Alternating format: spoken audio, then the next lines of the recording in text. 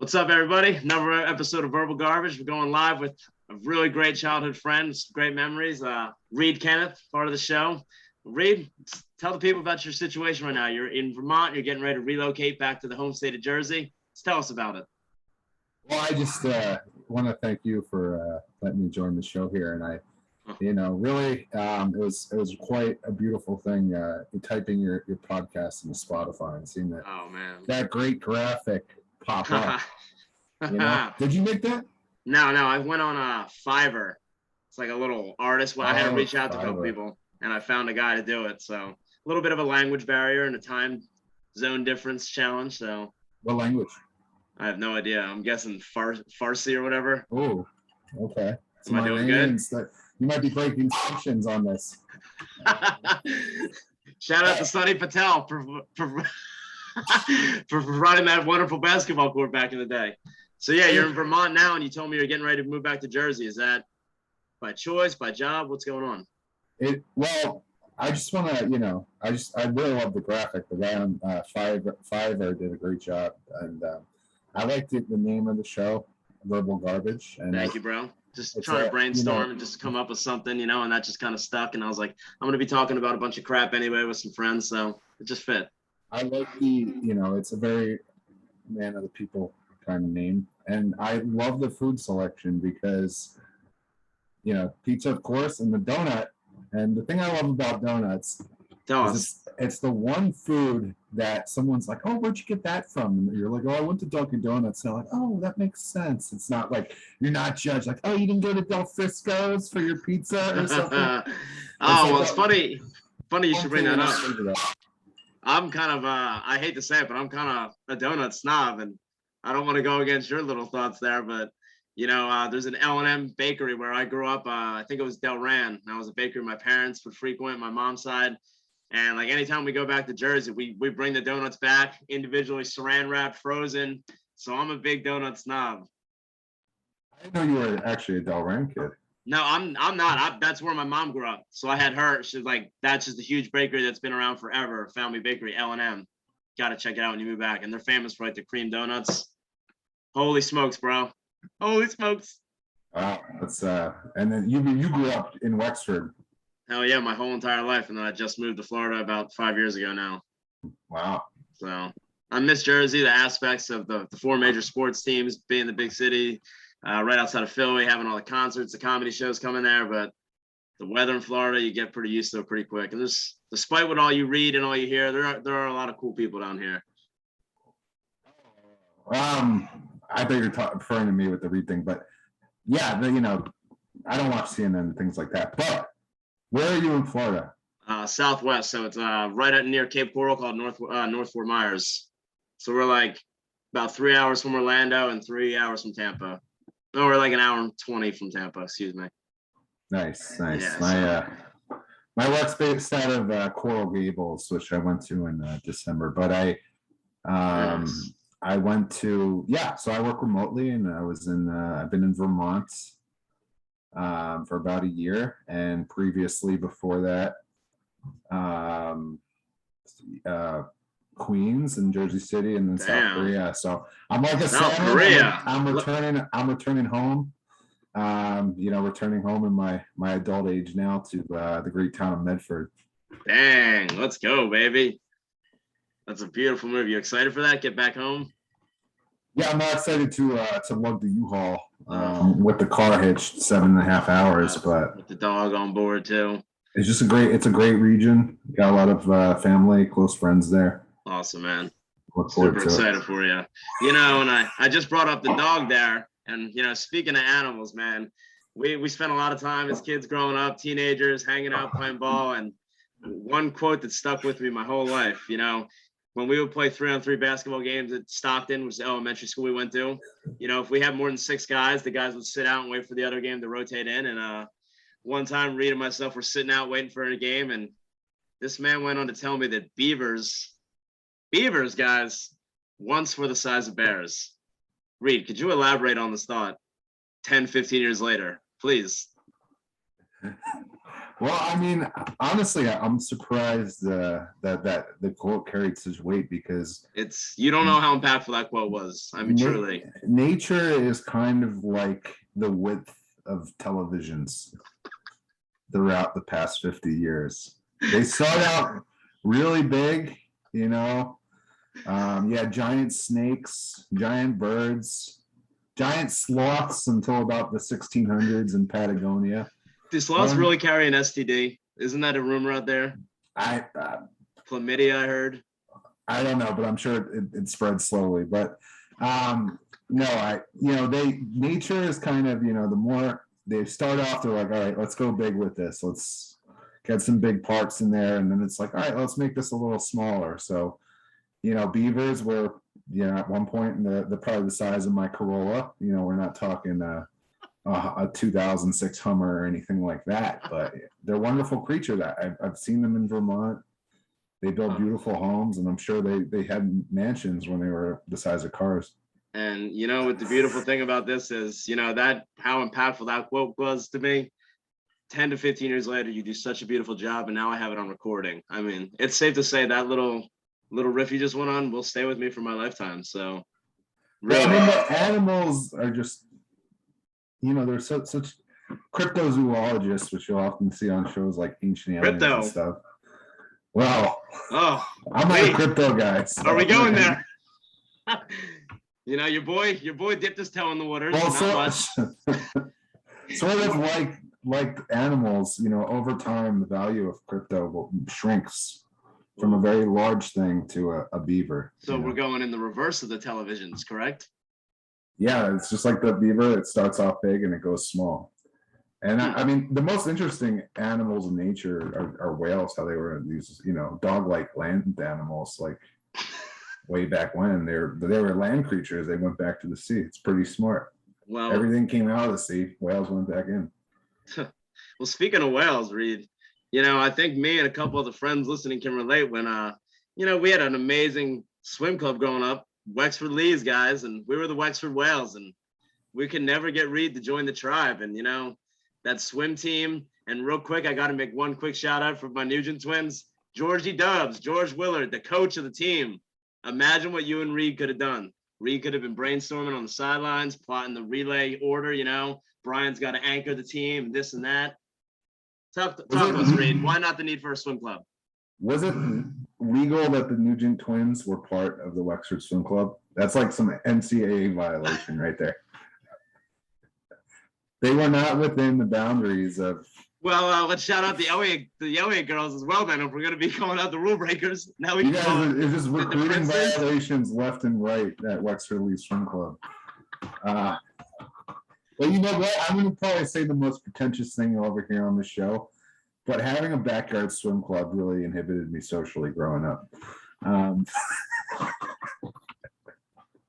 backyard swim club, backyard swimming pool. Now, what avenues did you look to kind of cure this inhibition, if you will? Well, I was originally, until almost 5 years old, a Fox Hollow kid.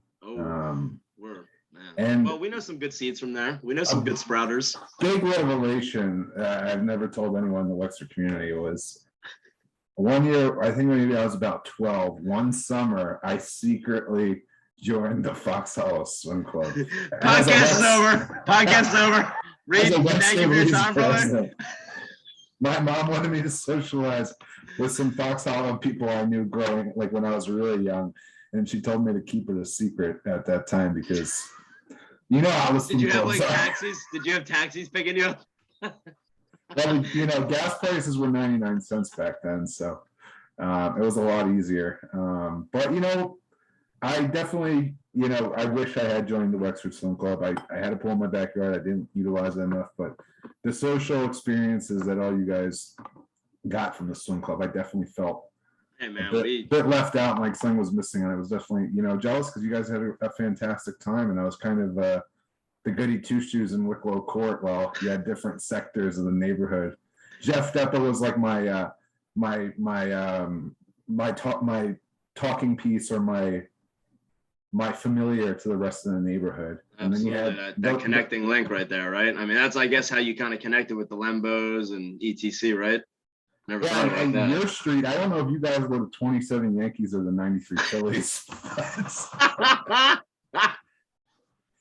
The characters you grew up with, bro, and that's like something else. It's funny you say the sectors of the neighborhood, because like I was pretty much all the different groups. I was friends with every single, you know what I mean? And like, you remember the Vespi Bros, dude? Now they got a big podcast out there. Nikki's in Hollywood doing big things. Dean's running the podcast. So wow, awesome stuff. I mean, Wexford's provided some real stars, you know?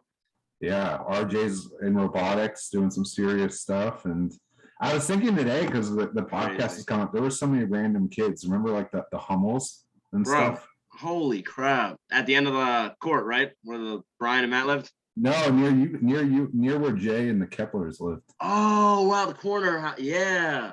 Those kids looked like they were sliced right out of the 1950s. They could have been extras in American Graffiti. They had those like square, like Chuck Bednarik haircuts and stuff. What a throwback. I was literally thinking of like Beavis and Butthead when he said that, so a little bit later, but I could definitely understand. That was more of a all-American, Well, it's when we talk about the neighborhood, one story I can never forget is I hopefully you're gonna remember this. It'll make it a lot better if you do, but I think one night me, Maddie, and Brian were just chilling in Brian's basement playing probably like Tiger Woods 06, and we just had an urge to go do something, get into some trouble. So we decided to go over to Mr. Reid's house and do some stuff to his car. If you remember, there's some toilet paper and such involved. Does this ring a bell at all to you, or was that with Matt Lemma? No, it was me, Brian, and Matt Dolan. Yeah, my car must have gotten TP'd so many times. Yeah, I can't even remember. Are you serious? Dude, we did it. We came over to your house and did it, and your dad came out and caught us. And then you ended up showing up to the Lembo's house with a baseball bat. Really? Yes, dude. I swear to God. And I was hoping so much you remember this, but it almost makes it better that you don't, to see how many times you've been brutalized and victimized. Wow. How old were we? I was probably between 7th and 9th grade, I would guess. Yeah. See, that's all because I didn't join the swim club. Wouldn't have happened. I was going to try to argue it, but it's a valid concern. I would hide on mischief night. I would hide out in the bushes of my parents' nice suburban home with the monster super soaker. I remember that. And one time, Wickware's brother drove Frank. Frank's like the Lenny Dykstra of the 93 Phillies, by the way. Not you, Frank. Frank, different Frank. Shout out the other Frank. And they came out of the car, and they saw me coming with it, and they closed the door, but I got the barrel of the gun in there, and I just blasted the inside of their car. Now, would you say this is payback on the swim club elitists? Actually, you know what? I was, walking my lovely dog last time I was in Wexford, like a month ago, walking by the swim club, and that was the first time I've ever walked by that swim club, and I felt at peace. I know, like, my brother, part of it was my brother snuck into the swim club with a group of swim members, and some lady called the cops on him, and he had his picture posted on the bulletin board. Are you serious? Yeah. At the swim club or at the police department? At the swim club. She's there, like, they had his picture. They said, "Don't, call us if you see this kid again," or something. Wow. Yeah. Total Karen move right there. Karen before the day, before the sprouting of the name. The neighborhood hijinks were always at a premium, and that T-Pink story is just something I can never forget. So, I did get my green band, because I think Wexford had like a trial run. It was like a Netflix subscription. And I got my green band one summer so I could use the slide. Wow, I can't remember the colors, but it was the low band and the high band. The low band got you to be on the slide, and the high band got you the slide and the diving board access. Yeah, I got the low band. Right there. How did Fox Hollow? Did they give you the trial run, or did they just shaft you? See, the whales take care of their own. What is Fox Hollow's mascot is? It's I not wish a fox, is I it? wish I could remember. I should have done my research. You need an aquatic animal or mammal. Fox Hollow. You can't be a fox, I but it's like that's what I thought at first, but fox hollow manatee. It doesn't. Nothing works. it's just not That's clicking. whales. That works. Oh, the neighborhood, man. And then recently in the Philadelphia sports news, we're not going to get too heavy into sports, but Mike Missinelli retired. And if you can recall the days, you would just call me, be out front of my house, like, hey, you want to go for a doobie ride? Mike Miss is on. And we just come out and listen to sports talk and just have the time of our lives, bro. And I'll never forget these memories. And it's a big part of doing the show, just trying to reflect with having friends on like you that can just, like, this is the first time I've been doing the show where I've been wanting to mute myself because I feel like I'm laughing too much. And it's just beautiful, bro. And Well, you said, I think I mentioned Mike Missinelli to you a few years ago. You're like, he was great, but it just has gone downhill, my friend Jason used to call in a couple times and get into a few spirited debates. And just, I don't know, ever since, just a rapid decline. And that's just natural when he's dominating for so long. Everything good thing comes to an end. And, recently. He was buffered by his supporting cast. Like, I really liked Martinez. He had a lot of good people. And you remember like the crossover days when he would have Tony Bruno and Harry Mays, like right when their show was ending, they'd have Mike Miss come on and they'd all just get into a huge spat and go nuts. And like sports talk in Florida, there's obviously football fans around and stuff, but it's just nowhere near the same as that Philly, South Jersey energy when you got all those four teams competing and following. Have you been following the Phillies at all? I haven't, but I did. I was going to say I did have a nice Facebook conversation once with Tony Bruno. Oh yeah, how did this go about? Yeah, when I was kind of in my like broy Philly sports guy, Remember the basketball outfit? You would always wear the same Phillies shirt. Which one? The white and red one. I can't remember exactly what it was. And you were. This guy, guys, just so you all know, he was way ahead of his time. This man invented the term stretch four. He would never, ever shoot a layup. It was literally 3 or bust. And, now that I remember it, I remember you challenged one of our good friends, Maddie. And if you could shut me out for a whole game, I don't remember what the bet was. And the one time Reid actually has an open layup, Maddie came over and just shoved you in the fence, scratched your elbow up, and man, it's just full of amazing times and stories like that. You remember that at all? I was 100% of the time, 20% of the time about my shots. When I got hot, there was no stopping me. There was literally nothing like it.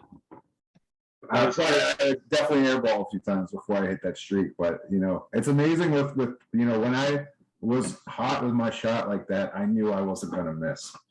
It's amazing how people can do this for millions of dollars. It's crazy. Thousands of times a year, baseball players, and they go cold and things like that. Like it's unreal. Honestly, the best baseball player of all time is Barry Bonds. There's no question. Let's go, baby. I totally agree. Even pre-steroids, you saw his natural ability. It was off the charts. Even with steroids, guys hitting 400, bombs, getting walked 200 times a year is just unreal. So I don't know if you're, I'm a huge MMA fan, and when it comes to martial arts, I think steroids totally unacceptable, no room, because you're enforcing your will on someone else, you're doing harm to them. But in baseball, don't you agree?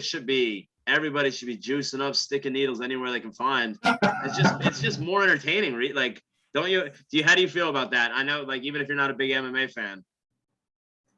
I think it's kind of like trying to be the smartest kid at Harvard and not taking Adderall. If you're gonna go clean, it's such a hard pro sport to break the ranks, and a lot of the competition is juicing to this day. Yeah. Sure. So to be clean 100%, that's I gotta applaud those people, but that's a very difficult thing to do and to be successful in those sports. So absolutely. A lot of these guys were total assholes like Clemens and lying in front of Congress and stuff, but the ones who are just trying to make a living, you can't hate them for it. No, not at all. And I spoke earlier about my lack of research, but one thing I wanted to do was just go check out the Legends Instagram and see if there's any notable topics I could see off the cusp. And other than the beautiful dog pics, the couple pics of you and your girl looking wonderful, I noticed a couple ski pictures. Okay, Reid. So let's break this down. So are you the guy that skis without any goggles on all day? This is a very a big thing I have. No, I don't wear goggles, and I've never worn sunglasses. And you have no problem with it's never been an issue for you. I can tell I by bet. you're doing a little eye exercise right now. Is that a big part of the routine? I have I have very small eyes, long eye. I'm like a camel. I have Okay, long now eyelashes, and my vision is, for what I lack, with a full head of hair and such, I have 2011 vision. okay, now you came onto the show and you mentioned a little bit of fear of cancellation. The good thing for you is I have no fear of cancellation, and I'm going to bring up a little parallel right here. It's a shame I got to preface the whole joke like this, but do you believe that your small eyes play any kind of role into the fact that in your developing years you had a major Asian fetish? Is this something that's Actually, is that it was possible? a I want that to was know, a like, truly, is it possible? Like, is there any potential that's some kind of? Because I can see now, like, you definitely have a little bit of that energy. that was a fake. That was not a real. Oh, that was a That little fake phase. that was a neighborhood myth. That was a neighborhood myth. Okay, and way. speaking of another neighborhood myth, since we're myth busting right now, there was also a rumor going around that you only like to hang out with me because I would laugh at all your jokes. Is there any truth to this, Reid? Yes.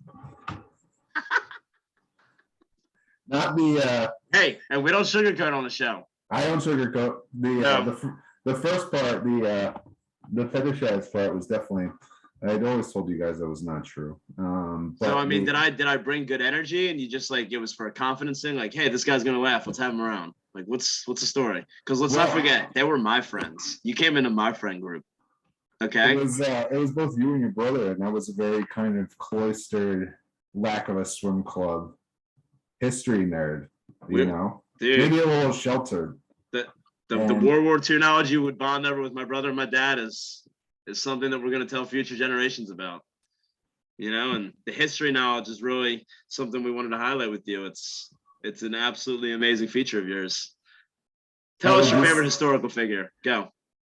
I would probably say Constantine the 11th of Constantinople in the Byzantine Empire. Okay, now I can't really follow up with a question on said figure, but what's your favorite thing about said figure? I don't want to assume his pronouns. How he went out. Tell us. I'm sure my listeners don't know.